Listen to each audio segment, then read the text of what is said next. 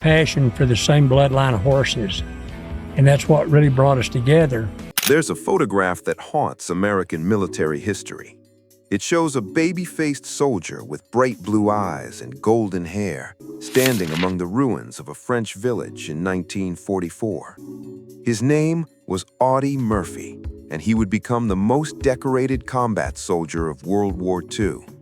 But this photograph captures something the medals and parade never could: the precise moment a young man's soul shattered beyond repair. What happened to Audie Murphy after the war is a story far more complex and tragic than Hollywood ever portrayed. It's not just about a hero struggling with demons. It's about a nation that celebrates warriors but doesn't know how to heal them. And it's about an extraordinary woman who spent 35 years quietly paying the price for a broken soldier's redemption. August 15, 1944, Ramatuelle, France. A vineyard near Saint-Tropez, where the summer sun should have been warming ripening grapes. Instead, it illuminated a scene of unspeakable treachery. Audie Murphy was advancing with his closest friend, Laddie Tipton, a 33-year-old soldier who had refused sergeant's stripes just to stay by Murphy's side as his runner. They had shared foxholes, rations, and the unspoken bond that forms between men who face death together daily. Then, the Germans raised a white handkerchief, the universal symbol of surrender. Laddie Tipton stood up from cover, believing the war was over for these particular enemies. The machine guns opened fire immediately. It was a ruse, a violation of every rule of warfare. Tipton fell, his body torn apart by bullets meant to kill men who trusted in the most basic codes of human decency. Something fundamental broke inside Audie Murphy that afternoon. In his memoir, To Hell and Back, he would later write, "I remember the experience as I do a nightmare. A demon seems to have entered my body." The young man who had fought with calculated precision transformed into something else entirely, a berserker consumed by rage. He would earn the Distinguished Service Cross for what happened next, but the medal came at a cost far higher than anyone realized. Murphy would eventually give that medal to Tipton's daughter, unable to keep a decoration born from such anguish. That moment in the French vineyard became the seed of trauma that would grow throughout Murphy's life. Every violent outburst in civilian life, every sleepless night with a loaded gun under his pillow, every flash of rage, they all traced back to August 15, 1944, when Laddie Tipton died because he believed in mercy.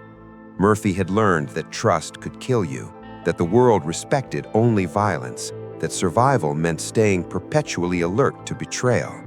These lessons served him well on the battlefields of France and Germany, where he would be credited with killing over 240 enemy soldiers, but they would destroy him in peacetime.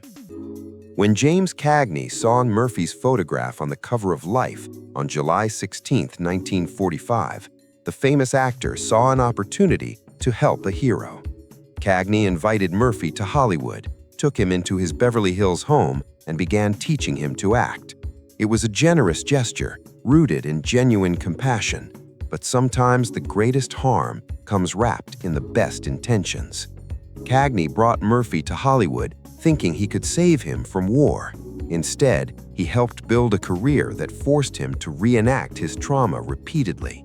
And after 2 years of failed auditions and mounting frustration, Cagney's brother William severed the contract after a disagreement.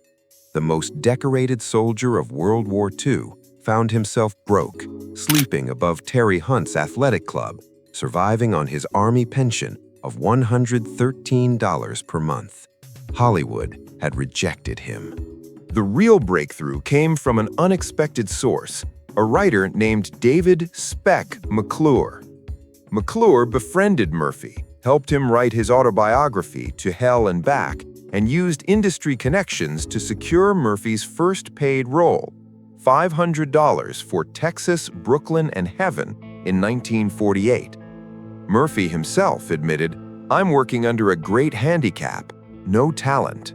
But McClure understood something Cagney hadn't. Murphy didn't need to act. He just needed to tell his story. When Audie Murphy starred in the 1955 film adaptation of To Hell and Back, playing himself, he faced the impossible task of reenacting Laddie Tipton's death, reliving the moment his soul shattered. While the movie made Murphy wealthy and one of the top stars of the 1950s, each staged explosion and prop gun deepened his psychological wounds.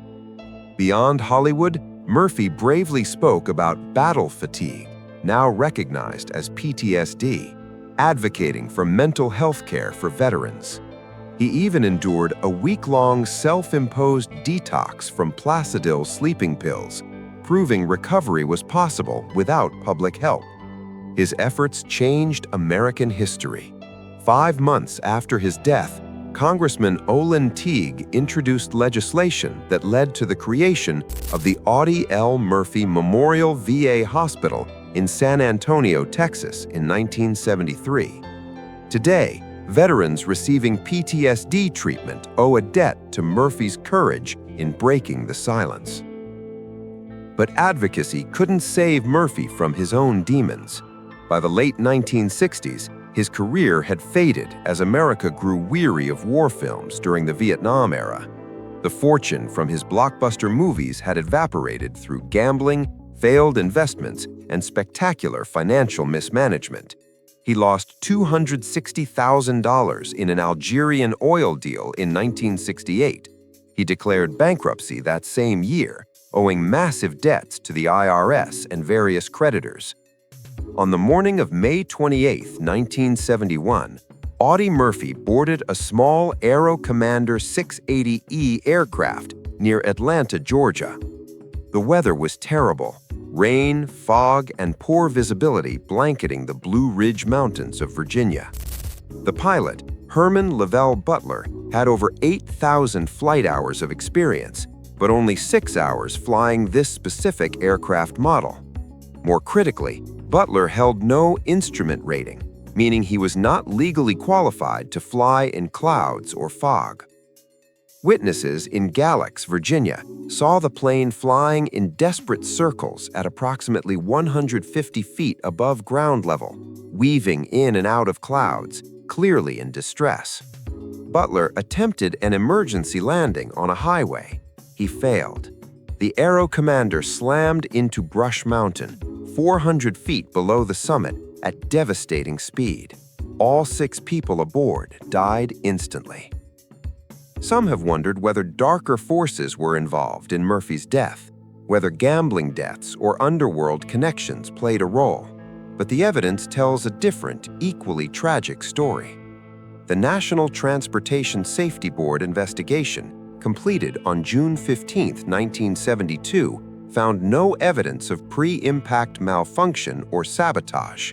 Their conclusion was definitive. Pilots' attempt to continue visual flight into adverse weather conditions at an altitude too low to clear the mountainous terrain. Murphy's widow, Pamela, and their sons sued Colorado Aviation, the aircraft's owner, for negligence. In 1975, a jury awarded the family $2.5 million, affirming what Pamela had always believed: this was preventable pilot error, not murder. Audie Murphy survived Holtzweir, Anzio, and Normandy. He died because a pilot tried to fly in weather he wasn't qualified to navigate. But the story of Audie Murphy doesn't end on Brush Mountain. After her husband's death, Pamela moved from their ranch-style home to a small apartment. She took a clerk's position at the... Pamela Murphy passed peacefully in 2010 at 87, a quiet hero who spent decades helping broken soldiers find their way. Audie Murphy's true story isn't about medals or movies. It's about the unseen battles of healing and sacrifice. If this story moved you, please like, share, and subscribe to honor those who serve beyond the battlefield. Thanks for watching.